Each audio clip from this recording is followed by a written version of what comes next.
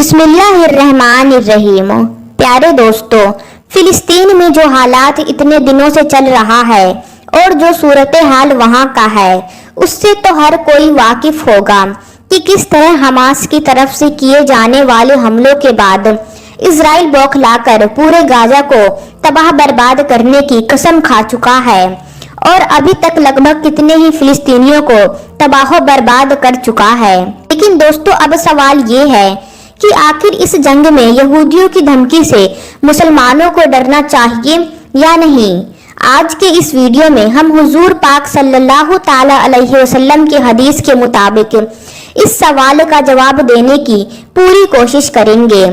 اس کے علاوہ قرآن پاک میں یہودیوں کے بارے میں کیا کہا گیا ہے اور تاریخ میں یہودیوں کے ساتھ کیا کیا ہوتا چلا آیا ہے اور اب آنے والے وقت میں یہودیوں کا کیا انجام ہوگا، ان سب باتوں پر بھی ہم آپ کو حدیث کے مطابق کچھ ایسی باتیں بتائیں گے کہ جنہیں سن کر آپ بھی حیران رہ جائیں گے۔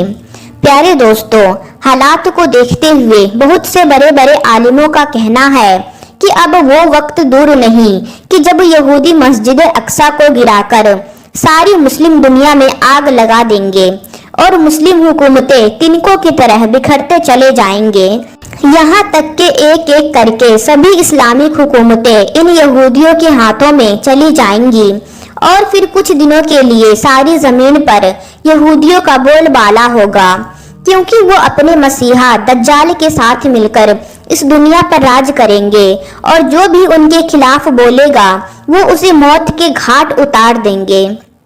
آج پوری امت کو اس بارے میں سوچنے کی ضرورت ہے اور خود کو آنے والے حالات کے لیے تیار کرنے کی ضرورت ہے۔ لیکن افسوس کہ آج کا مسلمان غفلت میں پڑا ہے، جبکہ یہ اسرائیلی یہودی آنے والے حالات کی پوری تیاری میں لگے ہیں، کیونکہ یہودیوں کی شیطانی کتاب تلمود میں لکھا ہے کہ دجال آ کر یہودیوں کو پوری دنیا میں خاص عزت دلائے گا اور دنیا کے ہر انسان پر یہودی کی عزت کرنا لازم ہو جائے گا۔ اگر وہ ایسا نہیں کریں گے تو اسے راستے سے ہی ہٹا دیا جائے گا۔ اسی لیے یہودی دجال کو اپنا اصلی مسیحا مانتے ہیں اور اس کے آنے کا انتظار میں لگے ہیں، بلکہ یہودی تو اپنے مسیحا دجال کے استقبال کی تیاری 2000 سال سے کر رہے ہیں اور اب وہ اس حد تک پہنچ چکے ہیں کہ انہیں بھی یقین ہو گیا ہے کہ اب ہمارا مسیحا دجال بس کچھ ہی سالوں میں ظاہر ہو جائے گا۔ اسی لیے جان بوجھ کر یہ جنگ بھڑکائی گئی اور حماس کے لوگوں کو موقع دیا گیا کہ وہ آ کر اسرائیل پر حملہ کرے، تاکہ اسرائیل کو دکھانے کے لیے ایک بہانہ مل جائے اور پھر وہ معصوم فلسطینیوں کو قتل کر کے ان کی لاشوں پر اپنا ہیکل سلیمانی بنوا سکے۔ اسی لیے آپ نے پچھلے کچھ دنوں پہلے ہی خبروں میں سنا ہوگا کہ اسرائیل نے اپنے 5000 فوجی غزہ میں داخل کر دیے ہیں اور پوری رات غزہ کے اندر بندوقوں کی فائرنگ ہوتی رہی، مطلب ہزاروں فلسطینیوں کو بندوقوں کا نشانہ بنا کر موت کے گھاٹ اتار دیا گیا۔ دنیا کے سارے مسلم دیش صرف بیٹھے تماشا دیکھ رہے ہیں، یہاں تک کہ بیتے دنوں میں ایک فلسطینی عورت نے ترکی کے صدر طیب اردوغان سے یہ بات کہتے ہوئے دم توڑ دیا کہ اب ہم فلسطینیوں کو تم مسلمانوں سے کوئی امید نہیں، بلکہ اب تم ہمارے لیے دعائیں بھی مت کرو، ہم تو شہید ہو کر اللہ کے پاس چلے جائیں گے، لیکن تم سب مسلمانوں کے دل مردہ ہو چکے ہیں۔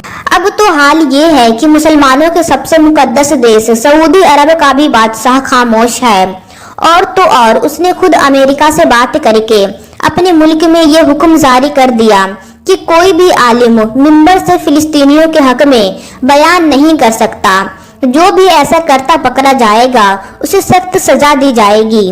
تو دوستو، اب آپ خود ہی ان اسلامک دیشوں کی گھٹیا حرکتوں کو دیکھ سکتے ہیں کہ ایک طرف وہ خود خاموش ہے اور دوسری طرف اپنی قوم کے لوگوں پر بھی پابندیاں لگا رہے ہیں کہ ان میں سے کوئی بھی معصوم فلسطینیوں کے حق میں بات نہیں کر سکتا۔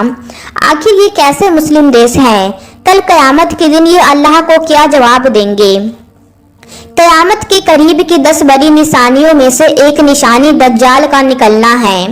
हजरत आदम अलैहिस्सलाम से लेकर क़यामत तक कोई भी फितना दज्जाल से बढ़कर नहीं होगा। इसीलिए हर नबी ने अपनी अपनी उम्मतों को दज्जाल के फितने से जरूर डराया है, क्योंकि दोस्तों दज्जाल के बहकावे में बड़े बड़े ईमान वाले भी आ जाएंगे तो आम लोगों का क्या ही पूछना।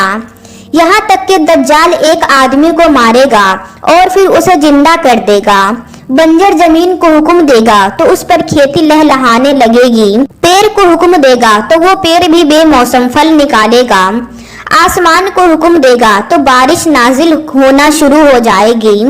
आखिर एक बंदा जब दज्जाल का इनकार करेगा तो दज्जाल उसे कहेगा कि आखिर तुम मुझे खुदा मानने के लिए क्या सबूत देखना चाहते हो।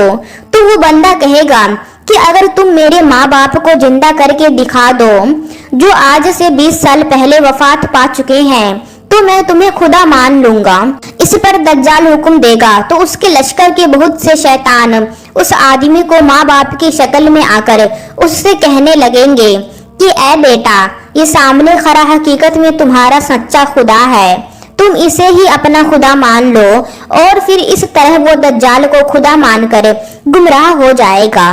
लेकिन दोस्तों इन सभी शैतानी ताकतों के बावजूद भी एक दिन दज्जाल का खात्मा हजरत ईसा अलैहिस्सलाम के हाथों होकर रहेगा और फिर सारी दुनिया में एक बार फिर से इस्लाम का बोलबाला होगा। हर तरफ बरकतें ही बरकतें नाजिल होंगी। और यहूदियों के बारे में आता है कि खुद ईसाई लोग मुसलमानों के साथ मिलकर उनका खात्मा करेंगे। वो जिस पेड़ या पत्थर के पीछे छुपेंगे तो वो पेड़ भी बतला देंगे कि ये देखो मेरे पीछे यहूदी छुपा है। सिर्फ गरकत का पेड़ ऐसा होगा जो इस बात की खबर नहीं देगा। इसीलिए यहूदियों की तरफ से गरकत पेड़ लगाने की एक मुहिम चलाई जा रही है। और आप देख सकते हैं कि इस वक्त इजराइल में सबसे ज्यादा गरकत का पेड़ पाया जाता है, क्योंकि कुरान पाक के मुताबिक यहूदियों को भी अच्छी तरह पता है कि इस्लाम एक सच्चा मजहब है और आखिर एक दिन हमारा खातिमा होकर रहेगा। लेकिन दोस्तों क्या आप जानते हैं कि आखिर यहूदी ऐसा क्यों कर रहे हैं? वो तारीख में मासूम लोगों को निशाना बनाकर उन्हें कत्ल करते क्यों आए हैं? तो इसके पीछे उनकी सबसे मुकद्दस किताब तलमूद में है। याद रहे यहूदियों के मजहब में 2 किताब पाई जाती हैं। एक तो वो किताब जो हजरत मूसा अलैहिस्सलाम पर तौरात की शक्ल में नाजिल की गई और दूसरी किताब तलमूद, जिसके बारे में इनके कुछ लोगों का यहाँ तक मानना है कि ये हमारी तलमूद किताब तौरात से भी ज्यादा अफजल है। इस तलमूद किताब में लिखा है कि अगर कोई एक बार तौरात किताब की तौहीन कर दे तो वो जायज है, लेकिन तलमूद किताब की बेअदबी पर उसे कत्ल कर दिया जाएगा। दोस्तों ये तलमूद किताब उनकी कोई मजहबी किताब नहीं है, बल्कि इनके आलिमों ने ये किताब खुद ही लिखी है और ये कई सदियों के तजुर्बों पर हावी एक किताब है। इस किताब में यहूदियों की शुरुआत से लेकर आज के जमाने तक होने वाले सभी हालात लिखे हैं कि कब कब यहूदियों पर जुल्म होगा और कब कब यहूदियों ने दूसरे कौमों पर जुल्म ढाया। यहूदियों को सियासत कैसे करनी चाहिए, सारी दुनिया पर यहूदी कौम कैसे राज कर सकती है और जादू टोने के सहारे से लोगों को कैसे बेवकूफ बनाया जाता है। इसी तरह इस किताब में नबियों के बारे में भी बहुत सी घटिया बातें लिखी है। यहाँ तक कि हजरत आदम अलैहिस्सलाम को गालियां तक दी गई है।